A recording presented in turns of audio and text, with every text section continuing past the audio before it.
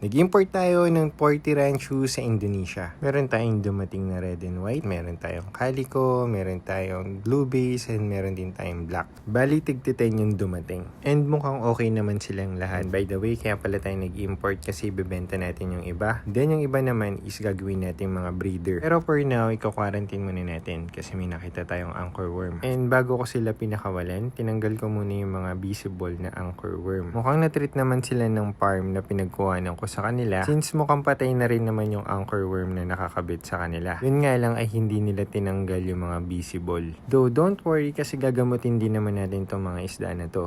Pag nag-i-import ako ng mga Ranchu, tinitreat ko sila ng internal and external parasite treatment. Sama na rin dyan ang fungal and bacterial infection. Habang nag-a-acclimate sila or minamatch natin yung tubig dun sa plastic bag and dun sa ating aquarium para maiwasan natin yung tinatawag na water shock or bigla ang pagbabago ng temperatura ng tubig. Kakadagdag din kasi sa stress yun. So pag nakareceive kayo ng isda, acclimate nyo lang, ipatong nyo lang yung plastic bag dun sa aquarium nyo. And ayun nga, during acclimation, naglagay na ako ng rock salt. Ang purpose naman ng paglalagay ng rock salt is to increase gill function. Meron din siyang properties na nakakatulong para pagalingin kung may mga sugat yung isda. Nakakatulong din siya ng konti sa bacterial and fungal infection. In short, malaking tulong ang rock salt. The way ang gamitin nyo is yung pure rock salt. And for the dosage naman is 1 tablespoon per every 10 gallon if for treatment purposes. Kung severe case is 1 tablespoon per every 5 gallon of water. For external parasite treatment naman, ang gagamitin natin is Dimilin. Ni-eliminate niya yung fish lice, anchor worm, and flukes. And since meron tayong nakita kanina, kailangan natin talagang i-treat muna itong mga isda. Dapat ko lang nilalagyan yung Dimilin, pero ito yung itsura niya.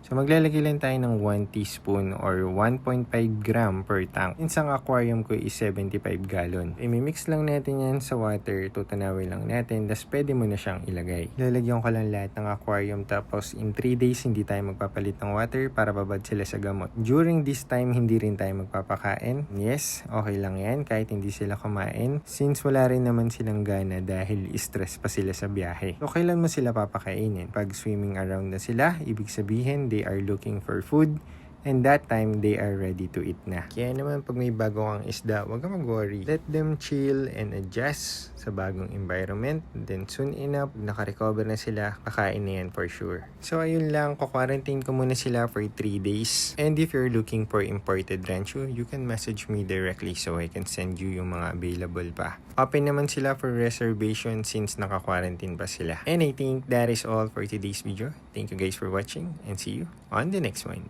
Bye!